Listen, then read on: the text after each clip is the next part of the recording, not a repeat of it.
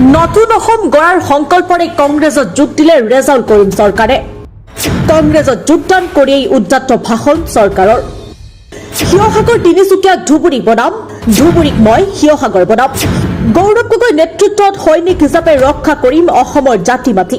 মোৰ এই পিছপৰা জনগোষ্ঠীটো হাতে হাত ধৰি একেলগে খোজে খোজ মিলাই শিৱসাগৰক ধুবুৰী বনাম, ধুবুৰী শিৱসাগৰ বনাই, বৰাকক শিৱসাগৰ বনাই, তিনিচুকীয়াক ধুবুৰী বনাই একেলগে একত্ৰিত কৰি সমন্বয়ৰ বাৰ্তাৰে, উন্নয়নৰ বাৰ্তাৰে আমি একেলগে অসমখনক আগুৱাই লওঁ। আৰু মই দৃঢ় বিশ্বাসী, মোৰ ওপৰত আস্থাৰ বিশ্বাস, মই অসমৰ সংখ্যালঘু ৰাইজে যিমান দিন এই মই সংগঠন আছিল আস্থাৰ বিশ্বাস ৰাখিছিল। প্ৰাক্তন আমচুৰ নেতা ৰেজাউল কৰিম চৰকাৰে দেওবাৰে যোগদান কৰিলে কংগ্ৰেছত। এপিচিচিৰ সভাপতি গৌৰৱ গগৈৰ উপস্থিতিত সম্পন্ন হল যোগদান কাৰ্যসূচী। কিন্তু যোগদান কাৰ্যসূচীত উদ্যাত ভাষণ কৰি এতিয়া চৰ্চাত ৰেজাউল কৰিম চৰকাৰ। শিৱসাগৰ তিনিচুকীয়াক ধুবুৰী বনাম, ধুবুৰীক শিৱসাগৰ বনাম বুলি উদ্যাত মন্তব্য কৰাৰ পিছতেই খৰব হৈ পৰিছে বিৰোধী দলৰ লগতে জাতীয়তাবাদী নেতাসকল। ৰেজাউল কৰিম চৰকাৰৰ উদ্যাত ভাষণৰ পিছতেই মুখ্যমন্ত্ৰীৰ প্ৰতিক্ৰিয়া। উজনি অসমক মিয়ালেন বনাবলৈ বিচাৰিছে ৰেজাউল কৰিম চৰকাৰে। শিৱসাগৰ তিনিচুকীয়াক ধুবুৰী বনাম বুলি কবলৈ ক'ত সাহস পালে?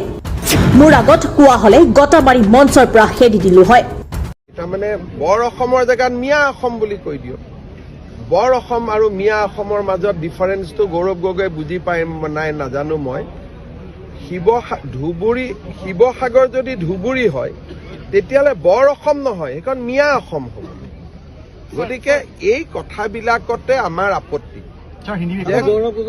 কংগ্ৰেছে যি ধৰণে মিয়াৰ ওচৰত আত্মসমৰ্পণ কৰিছে, সি অসমীয়া জাতিসত্তাৰ প্ৰতি এটা ভাবুকি আনি দিছে। আৰু কংগ্ৰেছৰ যদি অসমত তেওঁলোকে আৰু এবাৰ শাসনলৈ আহে, গোটেই মিয়াই অসমখন লুটি পুতি খাব। সমান্তৰালকৈ অসমীয়া যুৱ মঞ্চৰ ফালৰ পৰাও সকিয়নি ৰেজাউল কৰিম চৰকাৰক। মাঘ বিহুৰ পিছতেই উজনিত আৰম্ভ হ'ব মিয়া খেদা অভিযান। মন্তব্যৰ বাবে ক্ষমা নুখুজিলে কথা বিষম হ'ব। এটাই কথা আমি তোমাক ক'ব বিচাৰিছো যে তুমি অতি শীঘ্ৰে মাফ খোজা, অন্যথা কিন্তু তোমাক এৰি নিদিম, চিধা কথা স্পষ্ট। যথা মূৰ্খ আখ্যা ৰেজাউল কৰিম চৰকাৰক। ৰেজাউল কৰিম চৰকাৰ যথা মূৰ্খ, তোক আমি অসমীয়া যুৱ মঞ্চৰ ফালৰ পৰা স্পষ্ট ভাষাৰে তোক ক'ব বিচাৰিছো যে তই শিৱৰ কথা চিন্তা কৰিব নালাগে, তই তিনিচুকীয়া কথাও চিন্তা কৰিব নালাগে। সমান্তৰালকৈ শৃংখল চলিহাৰো সকিয়নি ৰেজাউল কৰিম চৰকাৰক। উজনি অসম ৰেজাউল কৰিম চৰকাৰৰ বাপেকৰ সম্পত্তি নহয়। ৰেজাউল কৰিম চৰকাৰৰ বাপেকৰ সম্পত্তি নহয় উজনি অসম, হা। আৰু এই কথাত যদি অতি শীঘ্ৰে মাফ নোখোজে ৰেজাউল কৰিম চৰকাৰে, তেতিয়াহ'লে বিল আছে থানা ষ্টাইলত ব্যৱস্থা ল'ব। শিৱসাগৰখন ধুবুৰী বনাব, তাৰ বাপেকৰ শিৱসাগৰ নি? হা, এই কথা বতৰাবোৰ নচলিব। কাক ধমকি দিছে সি? হা, এইফালে আমাৰ মানে খিলঞ্জীয়া মানুহবিলাক এনেই জীয়াই আছো আমি, ৰেজাউল কৰিম চৰকাৰ ধমকি খাবলৈ জীয়াই আছো। হা, এজন বংগমূলীয় মানুহৰ ধমকি খাবলৈ ইয়াত খিলঞ্জীয়া মানুহবোৰ জীয়াই আছে। হা, যদি যুঁজ লাগো বুলি কৈছ চিধা চিধি ক'ব লাগে। উজনি অসমৰ মানুহতো বহি নাথাকিব নহয়। যদি লাগো বুলি কৈছ চিধা চিধি ক'লেই হয় কথা বতৰাবিলাক। ৰেজাউল কৰিমে ক্ষমা খোজক, অন্যথা আমি আমাৰ ষ্টাইলত ব্যৱস্থা ল'ম। আনফালে আকৌ ৰেজাউল কৰিম চৰকাৰৰ মন্তব্য, মই শিৱসাগৰক ধুবুৰী বনাম বুলি কোৱাই নাই। গৌৰৱ গগৈ নেতৃত্বত বৰ অসম গঢ়িম বুলিহে কৈছিলো, মই ভাঙোনৰ কথা কেতিয়াও কোৱা নাই। চাওক, প্ৰথম কথা হ'ল যে মই আজি ভাৰতীয় জাতীয় কংগ্ৰেছত যোগদান কৰিছোঁ আৰু মই যি বক্তব্য দিছোঁ, মোৰ সম্পূৰ্ণ বক্তব্যখিনি আপোনালোকে শুনিব।